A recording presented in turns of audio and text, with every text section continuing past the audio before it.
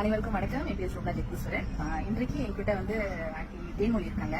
So aunty வந்து ஒரு நல்ல டெஸ்ட் பண்ணி வச்சிருக்காங்க. அவங்களுக்கு என்ன ப்ராப்ளம், என்ன ப்ராடக்ட் படிச்சாங்க, அவங்களுக்கு என்ன நடந்துச்சுன்னு நம்ம அவங்களே கேட்போம்.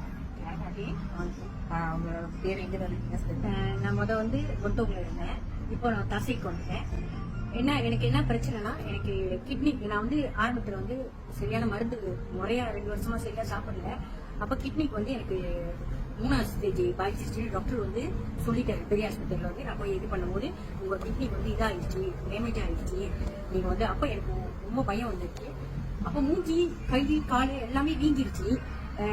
அப்ப என் மக என்ன செஞ்சிச்சு, திருப்பி நான் பெரிய ஆஸ்பத்திரிக்கு போனேன். அவங்க சரியா என்ன கவனிக்கல. அப்ப எனக்குள்ள ஒரு இது வந்துருச்சு, மகளுக்கு பயம் வந்துருச்சு. என்னால வந்து மூச்சு வந்து மூக்குல விட முடியல, வாயில விட்டேன். என்னோட இது வந்து வாயில விட்டேன். அப்புறம் என் மக கம்பார் ரோட்ல கொண்டு போய் டாக்டர் கிளினிக்ல பாத்துட்டு கம்பார் ரோட் கொண்டு போச்சு. 7 நாள் நான் கம்பார் ரோட்ல இருந்தேன். அப்ப 7 நாள் இருந்தப்ப டாக்டர் வந்து ஹார்ட்டை செக் பண்ணல, இது பண்ணல. எனக்கு காய்ச்சல் சொல்லிட்டாங்க. ஆனா அந்த மூஞ்சி, கால், கை வீக்கம், சாப்பிட முடியாத ஒரு சூழ்நிலை. அப்புறம் வீட்டுக்கு கொண்டு வந்துட்டாங்க. வீட்டுக்கு கொண்டு வந்தும் நான் 3 மாசமா படுத்த படுக்கையா தான் இருந்தேன். ஏன்னா இது உண்மை. மூஞ்செல்லாம் வீங்கி போச்சு, கால் கையெல்லாம் வீங்கி போச்சு. அப்ப அண்ணாடிக்கு மக அடிக்கும், மருந்து சாப்பிட்டீங்களா? மருந்து கூட என்னால சாப்பிட முடியாது.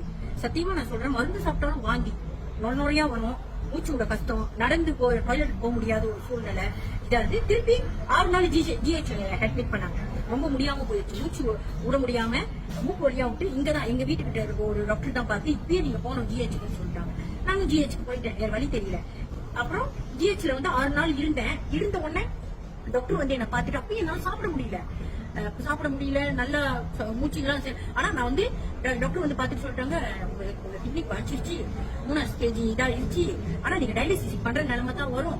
நீங்க பண்ணீங்கன்னா கண்டிப்பா உங்களால தாங்க முடியாது, இறந்துருவீங்க. ஏன்னா நம்ம மாத்திரை ஒழுங்கா சாப்பிட மாட்டேன். இன்னொன்னு இது. அப்ப எனக்கு வந்து இவங்க வந்து டிக்டாக் மூலியமா சோபனா இந்த ப்ராடக்ட் வந்து ஏற்கனவே எனக்கு தெரியும். அப்புறம் நான் அவங்களுக்கு அங்க இருந்து நான் போன் அடிச்சேன். சோபனாவுக்கு என் மக கொடுத்தாங்க. அடிச்சோடனே நான் என்னோட பிரச்சனையை சொன்னேன்.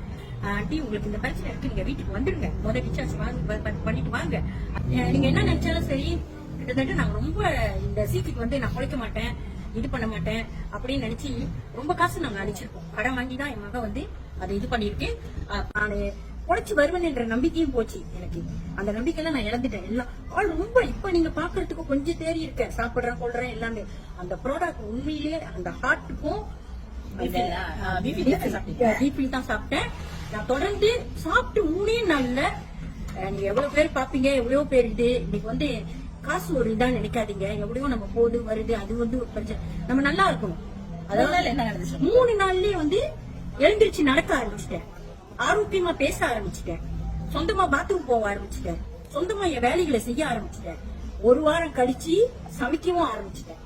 வீட்டு வேலையெல்லாம் நல்லா செய்ய ஆரம்பிச்சுட்டேன். மூச்சு வாங்குறது நின்றுச்சு, நல்லா சாப்பிட ஆரம்பிச்சுட்டேன். இப்ப எங்க சொந்தக்காரங்க எல்லாம் பார்த்து எப்படி இது இப்படி ஆகணும்னு கேட்கிற நிலைமைக்கு வந்துட்டாங்க. பீஃபிலும் ஷிருத்தம் 2மே எடுத்தேன். ஒரு நான் வந்து 2 வேளை யூரின் என்னமோ சொன்னீங்க. யூரின் வந்து எனக்கு வந்து அப்படியே நுரையா போச்சு. இப்ப இது சாப்பிட்டதுல இருந்து யூரின் நல்லா போகுது, டாய்லெட் நல்லா போகுது, நல்லா சுவாசிக்கிறேன். நுரலாம் இல்ல, இந்த தச்சு நுரை இல்ல, எதுவும் இல்ல. எனக்கு வந்து ஒண்ணுக்கு இடமும் அறுப்பு இருந்துச்சு. எதுவுமே நான் மருந்து கிருமி எல்லாமே எதுவுமே பாய்க்கிறது இல்லை. ஆனா ரொம்ப நல்லா இருக்கேன், நல்லா சாப்பிடுறேன். தைப்பூசத்துக்கு பத்துக்கேஸ்க்கே போயிட்டு வந்துட்டேன். படி ஏறிட்டீங்களா? படி ஏறலாம்னா கீழே ஆத்துப்பாலத்துல இருந்து இவங்க பால் குடம் எடுத்தாங்க. எங்களுக்கு எல்லாம் வேண்டிக்கிட்டு நான் குறைச்சு வரணும், நல்லா வரணும்னு எல்லாரும் வேண்டிட்டு எடுத்தாங்க. அத போய் அங்க செலுத்திட்டு அவர் கால் அடியில எங்க வீட்டுக்காரர் ஏறி இறங்கி வந்துட்டாரு. நல்லா இருக்கேன்.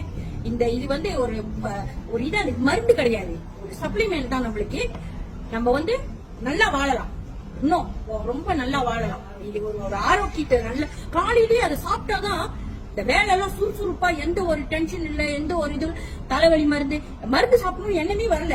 அப்படி ஒரு ஆரோக்கியமா இருக்கேன். முடிஞ்ச அளவு எல்லாரும் சாப்பிடுங்க, நல்லா இருக்கும். அதுதான் என்னோட ஆசை. ஓகே, நன்றி ஆண்டி. சோ மேலும் உங்களுக்கு இதை பத்தி விவரம் தெரியுதா, நீங்க ஆண்டி கூட கான்டாக்ட் பண்ணலாம். ஓகே, இல்ல நிறைய பேர் எனக்கு தெரியும், நிறைய பேர் என்ன பாத்திருக்கீங்க. நான் பாபா வழிபாட்டுல உள்ளவங்க தான், ஐயப்பன் வழிபாட்டுல உள்ளவங்க தான், எல்லாருக்கும் தெரியும். ஆனா நான் வந்து பொழைப்பேன்னு நான் நினைக்கல. இன்னைக்கு நான் பொழைச்சி இருக்கிறேன். நீங்களும் நல்லா இருக்கணும்னு நினைக்கிறேன். எல்லாருமே இந்த ப்ராடக்ட் எடுத்து சாப்பிடுங்க. என்ன வேணா என் மகளை கான்டாக்ட் பண்ணுங்க. என் மக மூலியமா நான் எல்லாமே என் மக இது பண்ணி உங்களுக்கு எல்லாமே இது பண்ணி தரேன். எல்லாரும் நல்லா இருக்கும். நன்றி, வணக்கம்.